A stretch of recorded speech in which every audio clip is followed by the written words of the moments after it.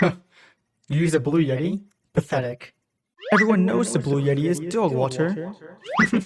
You'll need a fancy XLR mic if you actually want to sound good. The Blue Yeti is more than capable. You just need to learn how to use it.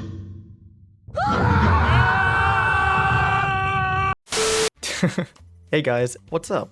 Welcome back to another video. Today, I want to show you how to make the most out of your Blue Yeti. It's a common misconception that, oh, the Blue Yeti is a bad mic, or, USB mics are bad, but it's actually a very solid mic. It's the mic I'm using right now. There are a few tricks you can try to make your Blue Yeti sound even better, but I'm going to focus mainly on two of them. The first one involves using Logitech G Hub software, which is free to everyone, and the second one involves using OBS Filters, which takes a little bit of setup, but it should be worth it. There's not much else to say, so yeah, let's get right into it. Alright, so the first thing you're going to want to do is install Logitech G Hub from the official Logitech website. It's going to look something like this, and you're going to want to install the Windows version for Windows and Mac version for Mac, depending on what you have. Click on the installer, and then once the installer downloads, click on it, run through it, and install Logitech. You may have to restart your PC. I'm not sure if it's going to require you to or not, but if you do have to, just pause the video, come back, and then we'll continue off from there. The next thing you'll want to do is load up Logitech G Hub. It will look something like this, depending on how many Logitech devices you have. I only have the one, so it's just going to show the Yeti for me. Click on this, and then you'll see a bunch of options grayed out like this, and you'll see like three main ones: mic test, input gain, and master output level. What you're going to want to do is press enable voice, and before I do this, I just want to warn you that this is the mic I'm using, so it's going to make me sound a little bit different.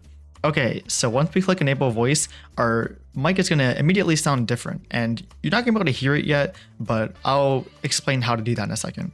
If you want to listen to yourself while you adjust your audio properties, you can actually do that in OBS by clicking the little gear icon right here, going to advanced audio properties, and then for the microphone in question, you want to click this little thing right here and select monitor and output right there.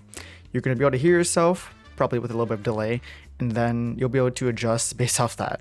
If you don't have OBS, it's not a big deal. You can still use the Logitech built-in mic recording thing, but I just find this to be a little easier. So here's an option if you want it.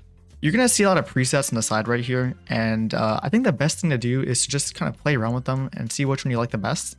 And then from there, we can start modifying these settings. Personally, I found that the Broadcaster one was a pretty good option to use. So then I copied that. It automatically copies it once you make a change, and then you can start adjusting these settings.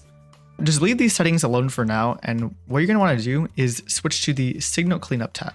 Now, here you're going to see like 6 options, and if you don't know anything about noise, production, or sound design, you may be confused on what these mean. Luckily, Logitech has like a little bit of a description blurb right here telling you what each of these do. Personally, I think the default values for these are relatively good. I would play around with the noise gate a little bit, the noise reduction, and the compressor a little bit. Depending on how loud your voice is or the range of your vocals, you may have to adjust these to make sure you're not getting cut off or your voice isn't sounding weird.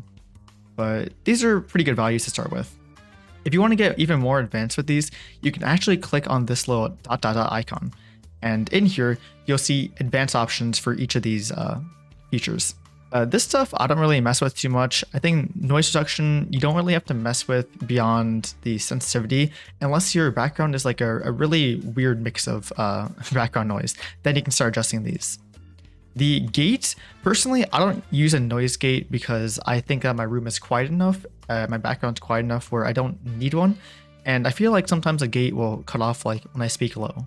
But you can adjust these settings too: the threshold, the attack, which is essentially how fast it activates, and then the release is how fast it will stop the gating, I guess.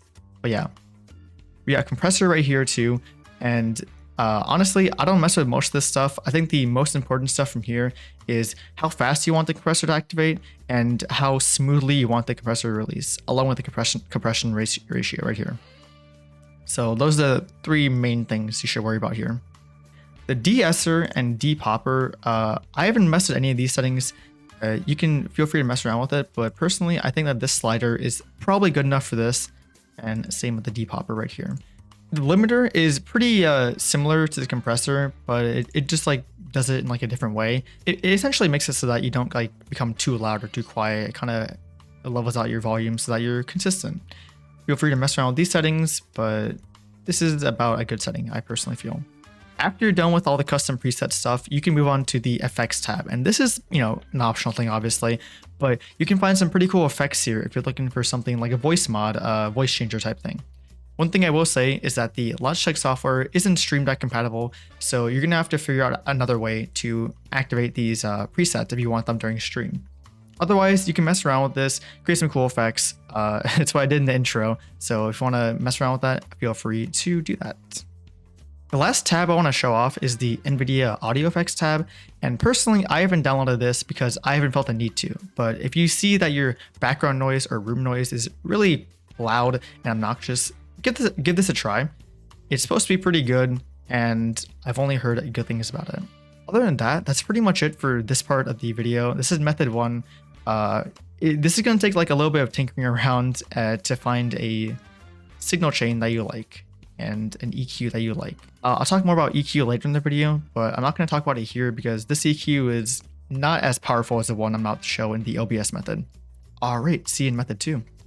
Okay, so for this part of the video, I'm going to show you how to use OBS Filters along with a cool Reaper plugin to make your voice sound even better. Let's start off by installing OBS from their official website. And then you're going to want to install the version that corresponds to whatever OS you're running right now. For me, it's Windows, so I would install Windows and then let that install. The second thing we're going to install is a Reaper plugin from their official website. So I have a link to it in the description, and it's going to look something like this. What you'll want to do is install the Replugged VST 64-bit version. I'm hoping that you're not running a 32-bit system, so you're going to want the 64-bit version. Once you install both of these, run through the installers, restart your PC if you need to, and then come back here when you're done.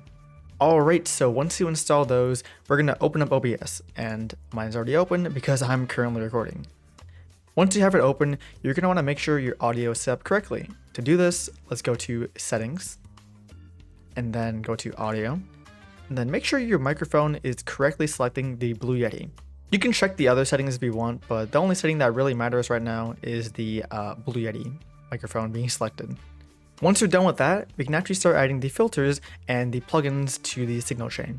So what I'm going to do right now is actually switch off my current mic settings and switch to like the raw Blue Yeti input. So I'll do that real quick.